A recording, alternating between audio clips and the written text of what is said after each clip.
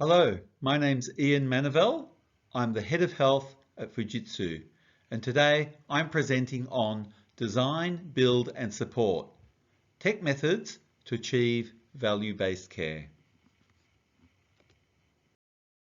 So, in terms of a bio, I've spent 30 years working in healthcare, including 12 years as a hospital and community pharmacist in Australia and the United Kingdom. As an entrepreneur, I've founded medicines management, training and consulting companies, and in my recent role as health industry partner, I was engaged with executive leadership teams to deliver government and healthcare transformation focused on technology platforms to combat COVID and to digitally enable the workforce. My prior roles include Health Innovation Principal Director at Accenture, Health Industry Lead at NPS MedicineWise, and Associate Director of Analytics and Business Development at Bupa. While I worked in the UK NHS, I was a clinical author of OPCS, the interventional classification equivalent to HIE in Australia. And I also was an author of HRGs, particularly related to oncology, regimens and interventions. I consulted extensively to international clients on health system funding and activity-based funding.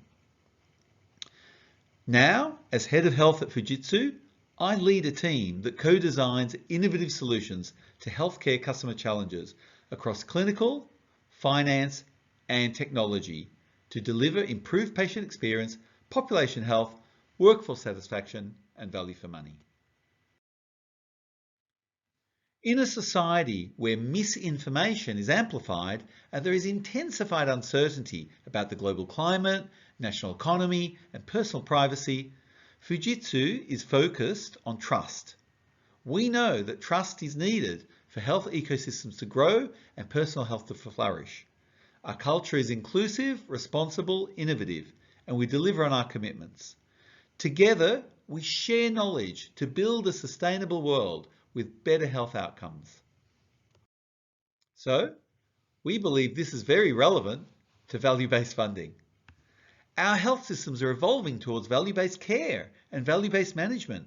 We're moving from a fee-for-service ABF system towards a system that values safety, quality and equity and minimises unwarranted variation in care. By values, we mean both financial value through DRG funding as well as care delivery value through clinical excellence, which is what we're trying to drive. What remains less clear is the dynamic between changes in funding and changes in clinical care, because they're not at all linear. While ABF is the principal funding mechanism, other funds supplement hospital revenue, such as block funding allocations, private patient service adjustments, and many other non-ABF funding mechanisms. So, in terms of our case study today, Fujitsu is contracted to New South Wales Health to provide technical support for the digital messaging of ABF datasets through the statewide Health Information Exchange, HIE. The HIE is New South Wales Health's enterprise data warehouse for clinical reporting datasets. It's the core repository of clinical data for internal and external reporting. We describe the design, build and support handling tech methods to achieve the value-based care objectives.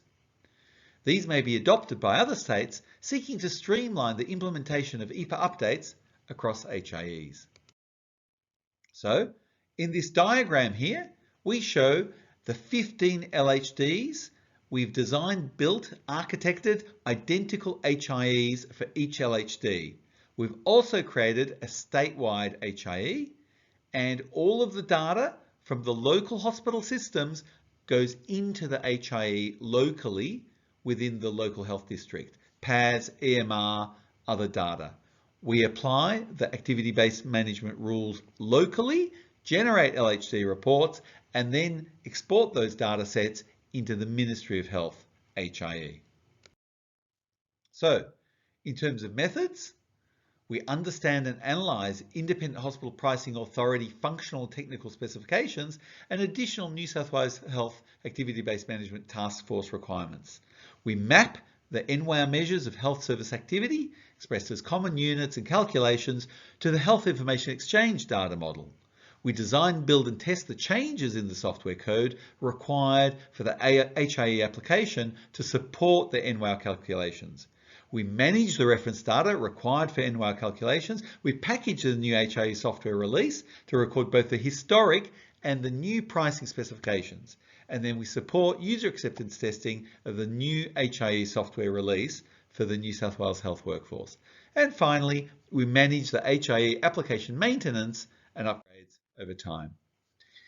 Way back in 2017, IHPA agreed to commence the implementation of 3 recommendations of the COAG Health Council intended to improve value-based care. And we all know these: sentinel events resulting in no payment, hospital-acquired complications, HACs, resulting in reduced payments, and thirdly, avoidable hospital readmissions, AHRs, resulting in no subsequent payment after the index episode.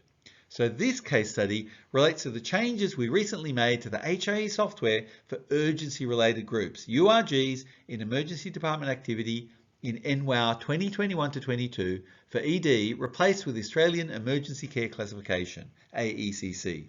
The design, build and support handling methods could be used for future IHPA updates, and they may be implemented by other jurisdictions.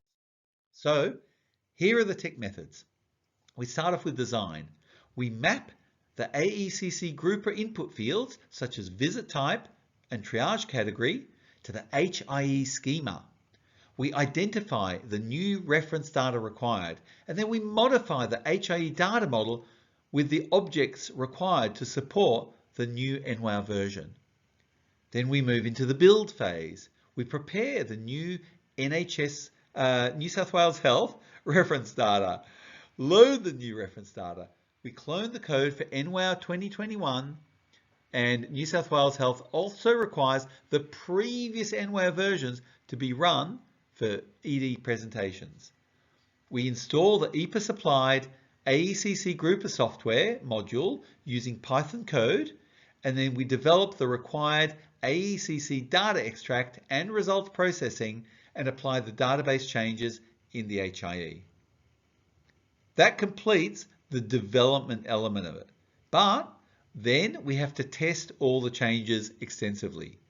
We package the new release for deployment to the UAT environment, and then the New South Wales Health team undertakes that UAT and provides us with feedback so that we can undertake further development, further testing, and further UAT cyclically until we're satisfied that the users are happy with the product. And then we test the new release against all the requirements. Finally, in terms of support, we support the New South Wales Health and ABM teams in UAT and rectifying defects, and we support the application post-implementation. While this is something that we've devised for the AECC grouper, we've actually used this identical technical methods, this identical process for many, many releases from IHPA successfully. So, what are the results? The design, build and support handling methods successfully upgraded to the new Australian Emergency Care Classification, AECC. And the greatest technical challenge we faced was to ensure that the 15 local HIEs accurately shared their data with the central state HIE for all statutory data sets and ABF grouping activities, as per the diagram. And in terms of conclusions, the New South Wales HIE application has fully implemented this most recent upgrade from URGs to AECC. It completes the ability to capture standardised ED data across all New South Wales LHDs. The design, build and support handling methods may streamline future digital implementations of IHPA releases across multiple jurisdictions. That's all from me. As you can imagine, Fujitsu does a lot more with HIEs and activity-based funding data for New South Wales Health and other jurisdictions.